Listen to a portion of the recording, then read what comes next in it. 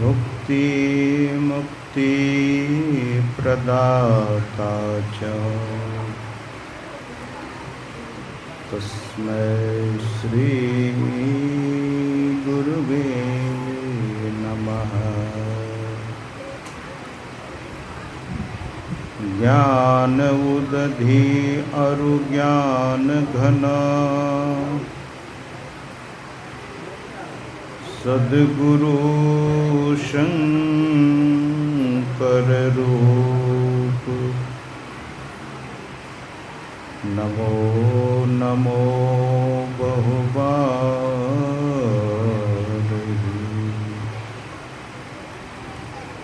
सकल सुपूज्यन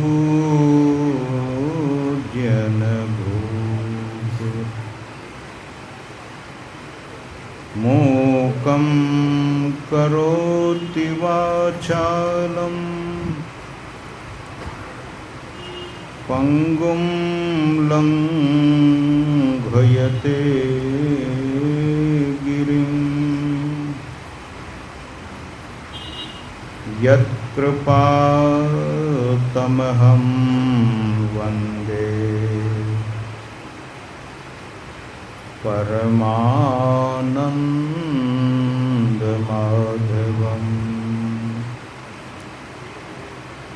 यत्कृपातमहं वन्दे परमानन्दमाधवम्।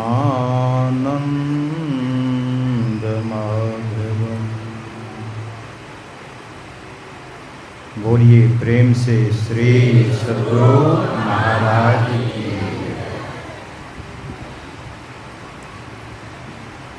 प्रातः स्मरणीय अनंत श्री विभूषित परमाराध्य परम पूज्यपाद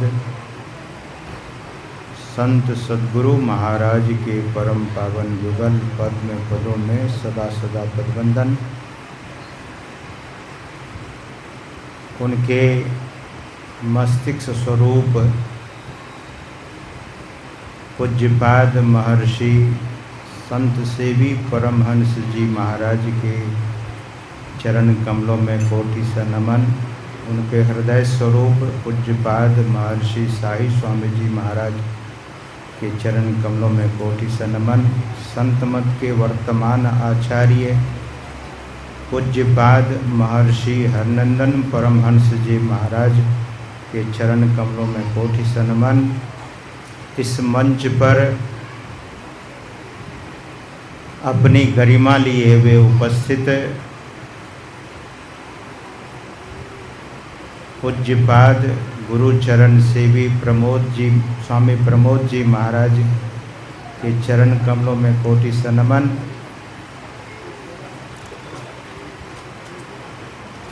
निर्मलता और पवित्रता के प्रतिमूर्ति परम श्रद्धेय डॉक्टर स्वामी निर्मलानंद जी महाराज स्वदेश और विदेश की धरती पर संत मत का गंभीर ज्ञान को प्रचार प्रसार करने वाले संत मत के अंतर्राष्ट्रीय प्रवक्ता श्रद्धेय स्वामी सत्य प्रकाश जी महाराज, श्रद्धेय स्वामी परमानंद जी महाराज, इस आश्रम में निवास करने वाले परम श्रद्धेय स्वामी निरंजनानंद जी महाराज, पूज्यपाद आचार्य श्री के भंडारी श्री अर्जुन बाबा लुधियाना से पधारे श्रद्धेय स्वामी ओंकारानंद बाबा एवं समस्त साधु महात्माओं के चरणों में वंदन अभिवंदन। सत्संग में समुपस्थित विद्वज्जन गुरुजन सत्संग प्रेमियों सदात्माओं तथा पूजनीय मातृशक्तियों,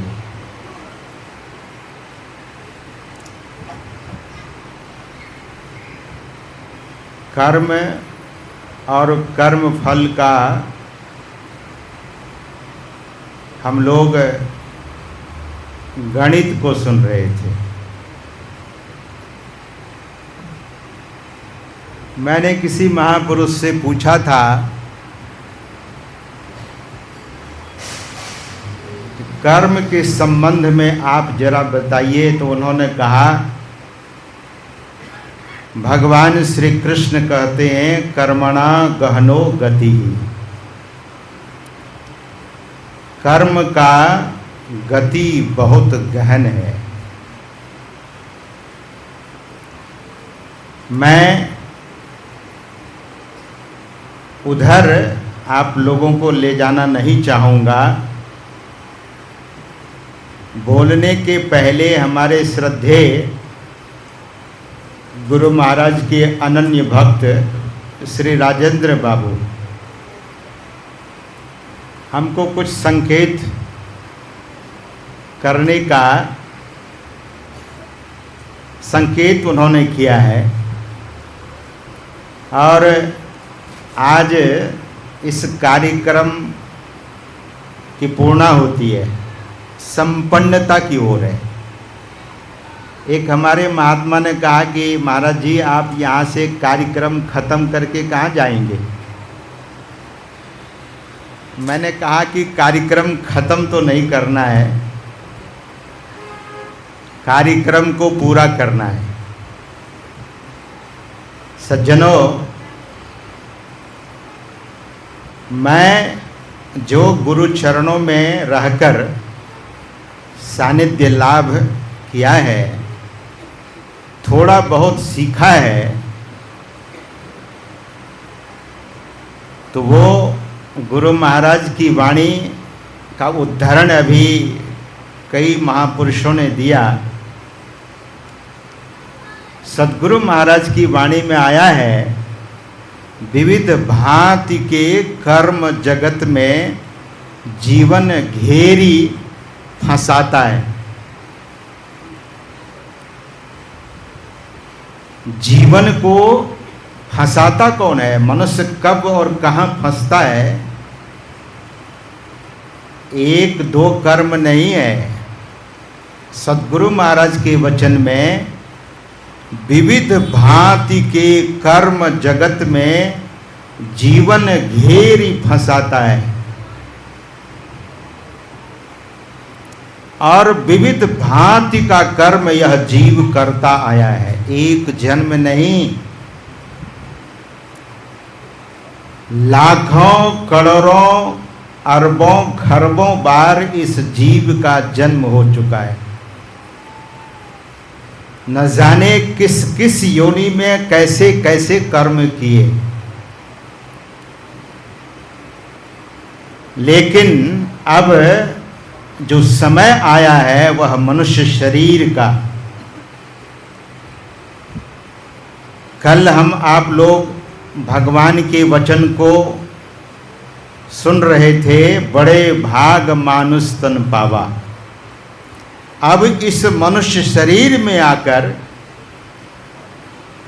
जो जीव, जो मनुष्य, चाहे वो नर हो या नारी हो, कोई भी हो, विविध भांति के कर्मों को करते हुए जीवन तो फंसा हुआ है। ये वैसा ही है। कैसा? कोई कैदी जब कारागार में जेल में बंद हो जाता है तो उसकी मर्जी नहीं चलती है, मर्जी जो जेलर है उसकी चलती है, और मर्जी उसकी चलेगी जज साहब की। सज्जनों, लेकिन कुछ बातें तो जरूर अवश्य है। कर्म उत्तम से नर्तन जो पाया, उत्तम कर्म किया इसीलिए नर्तन पाया है। लेकिन व्यक्ति क्या करता है? महापुरुष कहते हैं आलसी बन के हीरा गंवाया। This human life is more than expensive. What is that? That is diamond. It is more than expensive than diamond, हीरा से भी ज़्यादा कीमती यह मनुष्य जीवन है। और इस मनुष्य जीवन को आलसी बनकर, प्रमादी बनकर लोग यूं ही गंवा देते हैं। महापुरुष कहते हैं, उल्टी हो गई मति करके अपनी क्षति, रोने लागा साथी सारे जगे तू न जागा। The person who is really aware about their life, they are conscious. That person, whether he or she is the aware, the awareness is there. जागृति, कॉन्शियसनेस, चैतन्यता, जड़ता नहीं। आलस करने वाला जड़ता की ओर जाता है, प्रमाद करने वाला जड़ता की ओर जाता है, और अप्रमादी जिसका जीवन आलस्य रहित है, जिसका जीवन आलस्य रहित है, भगवान बुद्ध ने कहने की कृपा की है। आलसी और प्रमादी मृत्यु के रास्ते में पड़ा हुआ है, और अप्रमादी और निरालसी व्यक्ति मोक्ष के रास्ते में जा रहा है। सज्जनों, तो विविध भांति के कर्म से हम आप कैसे छूटेंगे? महाभारत में एक बड़ा सुंदर प्रसंग आया है। नदी के किनारे कुछ मछुआरे लोग गए जाल लेकर मछली मारने के लिए। आप लोग जानते होंगे, बहुत लोगों ने देखा भी होगा, और हमसे पूछिए तो मैं भी देखा हूं मछुआरे को नदी में जाल फेंकते हुए। तो कुछ मछुआरे लोग नदी के किनारे जाते हैं और जाल फेंक देता है। संयोग ऐसा होता है कि उस जाल में एक ऋषि फंस जाते हैं। मछलियां तो छोटी मोटी फंसी ही, और एक ऋषि उस जाल में फंस गए। जब मछली मारने वाला अपनी जाल को खींचने लगा तो वजन लगा उसे, तो मन में बड़ी प्रसन्नता हुई कि लगता है कि बड़ी मछली फंस गई। लेकिन जैसे जाल को ऊपर खींचकर तट पर लाया तो देखा एक ऋषि महात्मा, और उस महात्मा का नाम था च्यवन ऋषि। अब मछली मारने वाले मछुआरे इतने डर गए, कहीं इसकी आंख खुलेगी तो हम लोग सब जल करके भस्म हो जाएंगे। इतने में च्यवन ऋषि की समाधि टूट जाती है, और जैसे ही समाधि उनकी टूटती है, ऋषि की आंख खुलती है, तो ऋषि ने कहा कि देखते क्या हो, जाल से मुझे बाहर करो। तो मछुआरे जल्दी में जाल से ऋषि को बाहर किया और हाथ जोड़कर खड़ा रहा। बोले, महाराज आपका कोई हुक्म है, आपका कोई आदेश है, आपकी कोई आज्ञा है? तो च्यवन ऋषि ने कहा कि तूने जाल फेंककर मुझे फंसाया है, आखिर किस लिए? तो मछुआरे ने कहा कि महाराज, हम लोग तो मछली मारने के लिए हमने जाल फेंका था, लेकिन हमें क्या पता कि आप इस नदी में समाधि लगाए बैठे हैं। महाराज क्षमा कीजिए। तो तुम मछली को क्या करते हो फंसाकर? तो मछुआरे ने कहा, जब च्यवन ऋषि ने पूछा कि मछली को क्या करते हो फंसाकर, तो मछुआरे ने कहा कि महाराज मैं मछली को बाजार में बेचकर अपना जीवन निर्वहन करता हूं, पैसे कमा लेता हूं और अपने जीवन का निर्वहन करता हूं। तब च्यवन ऋषि ने कहा कि मुझे भी बेच दो, जैसे मछली को बेचते हो मुझे भी बाजार ले जाकर बेचो। अब ऋषि की आज्ञा हुई है और नहीं करने पर तो बहुत बड़ा संकट का सामना करना पड़ेगा। डर से सारे मछुआरे उनको एक बोरा बिछाकर और किसी तरह से टांगते हुए बाजार लेकर जाता है, और वहाँ थोड़ी बहुत जो मछली फंसी थी उसको तो बेचा, मछली बिक गई, लेकिन ऋषि को कौन खरीदेगा? ऋषि को खरीदेगा कौन?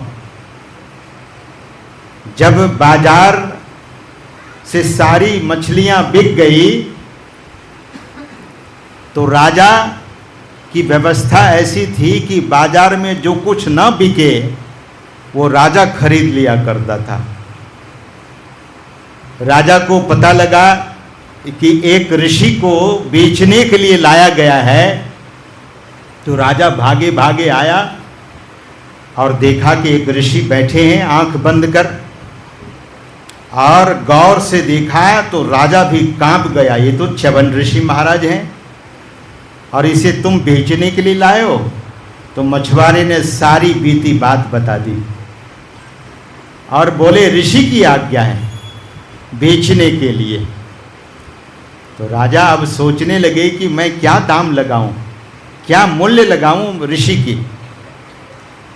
तो राजा हाथ जोड़कर महर्षि च्यवन ऋषि से कहते हैं कि महाराज मैं आपके लिए 1000 असरफी का मूल्य लगाता हूं। महर्षि च्यवन ऋषि आंख खोलते हुए नजर उठाते हुए राजा की ओर देखते हैं और कहते हैं कि मेरा मूल्य सिर्फ 1000 असरफी तुमने लगाया? राजा जरा सोचो। तब राजा ने कहा कि महाराज मैं 10,000 असरफी मूल्य लगाता हूं।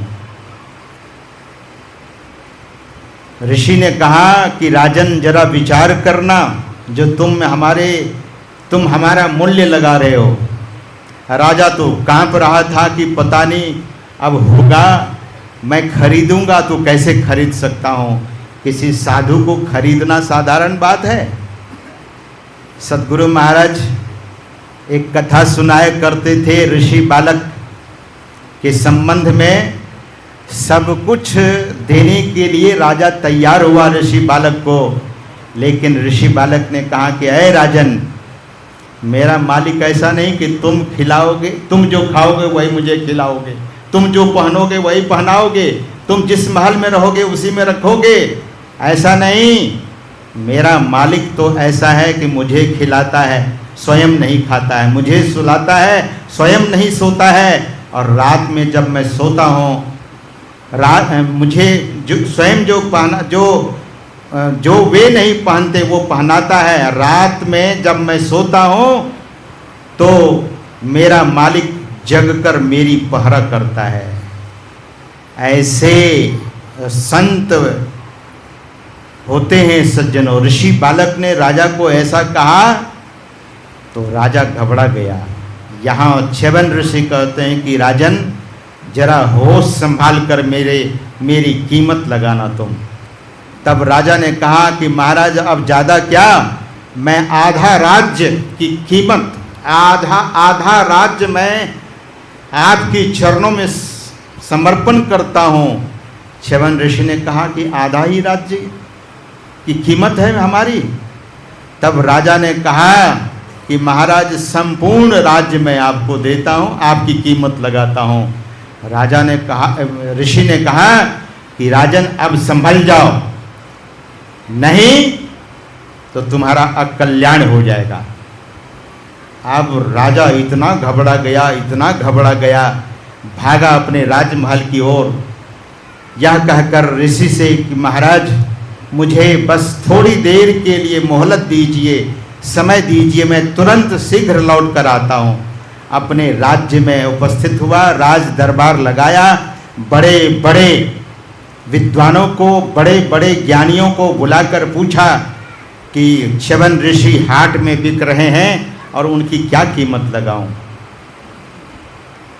तब ज्ञानियों ने कहा कि राजन, आपने जो भी कीमत लगाई है वो सारी कीमत एक संत के सामने धूल के समान है, खाक है, फिर क्या करो। तो ज्ञानियों ने कहा एक गाय आप उनको दीजिए और कहिए गाय जो गौ माता होती है वह माता से भी बढ़कर। सदगुरु महाराज कहा करते थे कि गौ माता, अपनी माँ का दूध हम 6 महीने पीते हैं, लेकिन गौ माता का दूध जीवन भर पीते हैं। इसीलिए गुरु महाराज कहते थे कि गाय और मैं एक जैसी, लेकिन गुरु महाराज कहते थे कि नहीं, माँ से भी, माता से भी बढ़कर अगर कोई है तो गौ माता है। सज्जनों, जैसे यह बात राजा को जानकारी दी गई, एक गाय लेकर, जो विशुद्ध, जिसको देसी गाय कहते हैं, उस गाय को ले जाकर जब उनके चरणों में उपस्थित किया तो च्यवन ऋषि उठकर खड़े हो गए और कहा कि राजन तुम जीत गए। अगर आज तुम गाय हमें भेंट नहीं करते, क्योंकि माँ की कीमत नहीं लगाई जा सकती है, इसीलिए तुम अब उस अपकर्म से बच गए और तुम्हें ऐसी बुद्धि मिली, ऐसा विचार मिला, ज्ञानियों के द्वारा तुम्हें ऐसी प्रेरणा दी गई और तुम बच गए, और मैं इस गाय को लेकर अब जाता हूँ। सज्जनों, देखिए, पूरा राज्य देकर भी ऋषि की कीमत नहीं चुका सके, लेकिन एक गाय माता को संत माता के समान, संत पिता के समान, और माता पिता परमात्मा से भी बड़े होते हैं संत।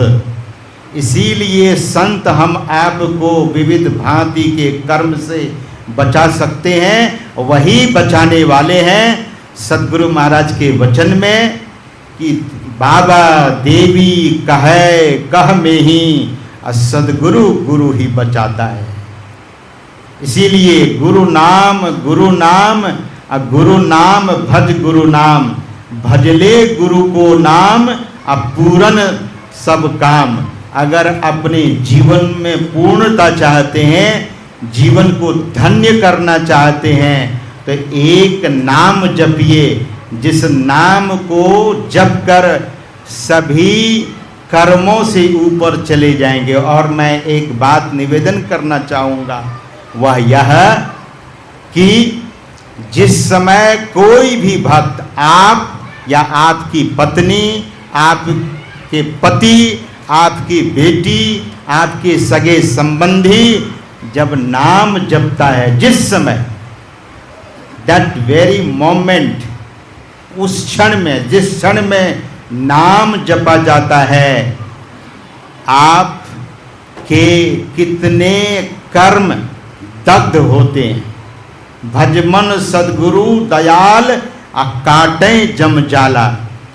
हमारे इस आश्रम के ये संजीव परशुरामुगा जी, कोई अधिकारी है, मंत्री, उपाध्यक्ष महोदय, इनकी अर्धांगिनी मेरे पास आई थी पिछली रात, पहली रात। तो पूज्यपाद महर्षि संतसेवी परमहंस जी महाराज से उन्होंने दीक्षा ली है, और उनके मन में बहुत सारा प्रश्न होता रहता था। और जीवन है सज्जनों, जीवन में कुछ न कुछ तो कष्ट सबों को आता है, क्योंकि संसार ही विघ्न बाधाओं से भरा हुआ है। तो कुछ कठिनाइयां आई होगी। और एक माता जी जो शायद यहाँ आज नहीं आई है, वह भी बोल रही थी कि पूज्यपाद महर्षि संतसेवी परमहंस जी महाराज ने आज्ञा दी थी कि भजमन सद्गुरु दयाल काटें जमजाला, इसका पाठ किया करो, करते रहो।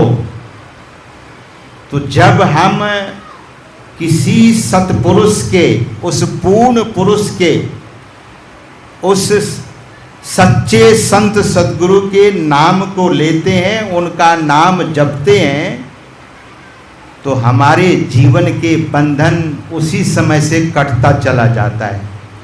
हम अंधकार मंडल के फिर अधिकारी नहीं रह जाते।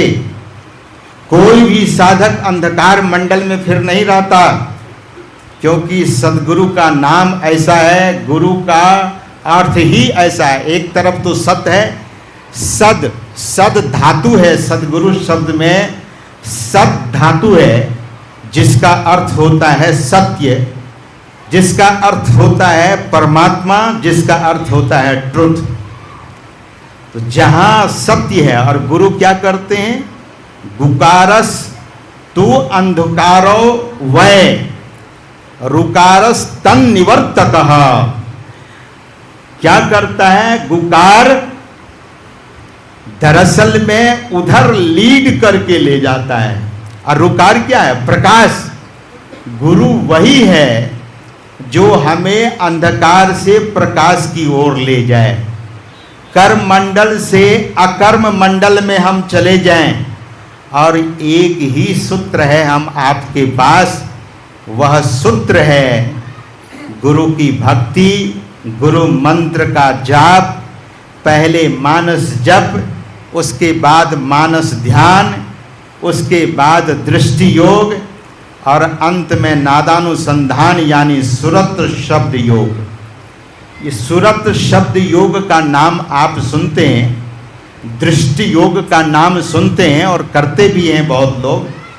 दृष्टि का, हम आपकी जो दृष्टि है उसका योग हो जाए, वह स्थान है सुखमना, वह स्थान है तिल द्वार, सुषमन द्वार, वही है हरिद्वार।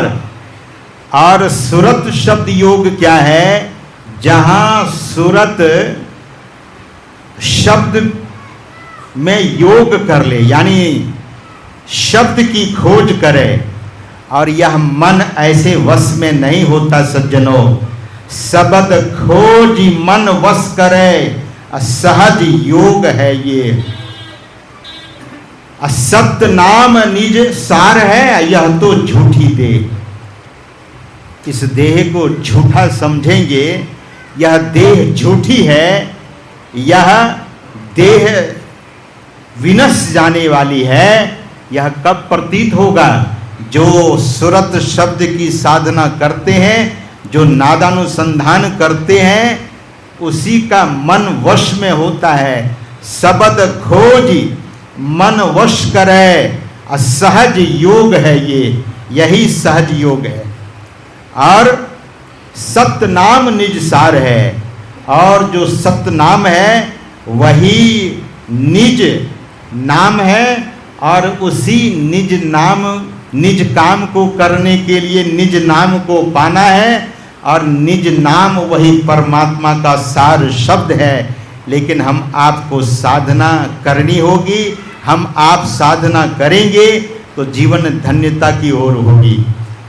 जैसा कि मैं मंच पर आने के पहले पूज्य स्वामी प्रमोद बाबा के निवास में था, और हमारे अंतर्राष्ट्रीय प्रवक्ता स्वामी सत्य प्रकाश जी महाराज पूज्यपाद महर्षि संतसेवी परमहंस जी महाराज के कतिपय उन महिमापूर्ण प्रसंगों को रख रहे थे। तो मैं सुनकर के बड़ा गदगद हो रहा था। तो मैं जब मंच पर आया तो मैंने कहा कि प्रसंग तो आप बहुत बढ़िया बोल रहे थे, बाद में भी बोलते, लेकिन इंटरप्शन होने के कारण लिंक छूटता है। जो अच्छे वक्ता होते हैं, आप जब मोबाइल फ़ोन उठाकर बात करने लगते हैं, जब आप आपस में बात करते हैं तो इंटरप्शन होता है। हम लोगों ने ऐसी ऐसी सभा को देखा है जहां मोबाइल फ़ोन आप गेट पर ही आपसे ले लिया जाता है। No mobile phone, no gossiping, no talking, क्योंकि यह अध्यात्म ज्ञान है। इस ज्ञान का महत्व हम आप देंगे तो आपका महत्व समाज में जरूर हो जाएगा। देवता भी आपको महत्व देने लगेंगे। तो यह ज्ञान रिस्पेक्टफुल है, इसका रिस्पेक्ट करना चाहिए। तो यह आश्रम आज तो समापन है, तो 2 शब्द आश्रम के संबंध में। और जैसा कि हम आप सुन रहे थे हमारे श्रद्धेय स्वामी सत्य प्रकाश जी महाराज से, यह जो आश्रम है पूज्यपाद महर्षि संतसेवी परमहंस जी महाराज की मौज, मैं अक्सर कहा करता हूँ कि साधु की मौज और राजा का फौज, इसका पता नहीं लगता है। राजा पता नहीं कब हुक्म दे दे कि वहाँ चलान हो गया, वहाँ ड्यूटी कट जाती है। जाओ, अब जहाँ ग्लेशियर है -30 और 40 डिग्री है, वहाँ आर्मी को जाना पड़ता है। और साधु की भी सज्जनों ऐसे ही मौज होती है। तो साधु की मौज जब हुई रामुका परिवार पर, और ये रामुका परिवार से दरअसल में हम सभी साधु लोग बड़े उपकृत हैं और रामुका परिवार का बहुत सहयोग रहा है। इसका मतलब ये नहीं कि आप लोगों का सहयोग नहीं रहा है। भगवान बुद्ध के एक शिष्य थे, भिक्षा मांग करके जब आए तो भगवान बुद्ध से लोग कहते थे अमुक ने इतना दिया, अमुक ने इतना दिया। तो एक सेठ के यहाँ एक सेठ के यहाँ शायद सारे पुत्र जब मांगने गए थे तो 1 कलछी भात उनको दिया गया था। तो उस सेठ को जब पता लगा कि सभा में, धर्म सभा में इस बात की चर्चा होगी, तो धर्म सभा में सेठ छुरा लेकर आ गए थे कि अगर हमारी निंदा की गई तो मैं वहीं से छुरा गोद करके मार दूंगा भिक्षु को। लेकिन भगवान बुद्ध के सामने उस सेठ की भी प्रशंसा करते हैं वे महाबोधि भिक्षु, कि उस सेठ के यहाँ से भी एक कलछुल भात हमें मिला है। भगवान ने कहा साधु साधु साधु। तो संत को थोड़ा भी देते हैं। तो रामुका परिवार का सहयोग तो यहाँ रहा ही है, लेकिन यहाँ जितने लोग आज तक इस मोमेंट तक और आगे भी जो सहयोग करेंगे, बहुत सारे सज्जन लोग यहाँ बैठे हैं, सहयोग अपना कर रहे हैं। सब लोग महत् पुण्य के भागी हैं। महत् पुण्य आपको प्राप्त होगा। और इसका जो इस चीज की जो प्रेरणा देने वाले महापुरुष थे वे पूज्यपाद महर्षि संतसेवी परमहंस जी महाराज, जो भक्तों को चेताया, भक्तों को प्रेरणा देने की कृपा की, भक्तों के मन में दान करने की ऐसी सद्प्रेरणा उन्होंने दी, जिससे आज हजारों लोग बैठकर और इतने साधु महात्मा बैठकर आपको उपदेश सुनाते हैं और हजारों भक्त लोग बैठ कर के धर्म उपदेश को सुनते हैं। सज्जनों, तो महापुरुषों का देन बहुत है और हम आप उनके ऋणी हैं। सज्जनों, कर्म के संबंध में हम आप सुन रहे थे। 2 मिनट आपका मैं और लूँगा। महामौदगल्यायन भगवान के धर्म सेनापति थे। उनके 2 शिष्य थे, एक शारिपुत्र और दूसरे महामौदगल्यायन। ये दोनों धर्म सेनापति थे। महामौदगल्यायन ध्यान कर रहे थे और निघंटों ने वहां देखा कि महामौत गल्यायन जंगल में बैठकर ध्यान कर रहा है और यही मौका है। इन्होंने बौद्ध धर्म को बहुत फैलाया है, तो निघंटों ने उनको पत्थर से, ईंटे से, लाठी डंडे से पीट पीट कर उनके शरीर को चूर चूर कर दिया, तब भी उनकी समाधि नहीं टूटी। हम लोगों ने सुना कि जो निष्काम कर्म है केवल समाधि में ही और संत जन ही कर सकते हैं, लेकिन हम आपसे भी वह सिद्धि हो सकेगी जब हम आप वैसा ध्यान करेंगे, उस तरह से अभ्यास करेंगे। जब महामौत गल्यायन की समाधि टूटती है तब महामौत गल्यायन ने देखा कि ये शरीर अब रखने लायक नहीं है। पोटली के भांति शरीर को समेटकर उठाकर भगवान बुद्ध के पास ले गए। भगवान बुद्ध के चरणों में उपस्थित हुए और भगवान बुद्ध के चरणों में हाथ जोड़कर, वैसे तो हाथ भी चूर चूर हो गया था, लेकिन रिद्धि बल से हाथ जोड़कर भगवान बुद्ध से प्रार्थना करते हैं कि हे तथागत, मैं अब इस शरीर को नहीं रखना चाहता हूँ, अब इस शरीर को छोड़ना चाहता हूँ। तो भगवान बुद्ध ने तथास्तु कहा और महामौत गल्यायन महानिर्वाण को प्राप्त हो गए। उनके शरीर का संस्कार हुआ। बाद में धर्म सभा में इस बात की जब चर्चा हुई कि इतने बड़े जो इंद्रलोक जाते थे, जो ब्रह्मलोक जाते थे इंद्र को सत्संग सुनाने के लिए, ब्रह्मा जी को सत्संग सुनाने के लिए, ऐसे बड़े महापुरुष जिनको इतना रिद्धि बल प्राप्त था, उनकी ऐसी गति कैसे हुई? तो भगवान बुद्ध ने कहने की कृपा की कि पूर्व जन्म में अपने अंधे माता पिता को इसने जंगल में छोड़ दिया था। वही कर्म विपाक होने के बाद महामौत गल्यायन को यह देखना पड़ा और ये सजा उनको मिली। तो सज्जनों, कर्म करने के लिए सावधान रहें और जो पाप कर्म है, झूठ, चोरी, नशा, हिंसा, व्यभिचार, इसका परित्याग कर जीवन को साधनामय, पवित्रमय बनावें और मनुष्य जीवन को सफल करें। इन्हीं शब्दों के साथ मैं अपने वाणी को यहीं पर विराम देना चाहूँगा। एक बार बोलिए प्रेम से श्री सद्गुरु महाराज।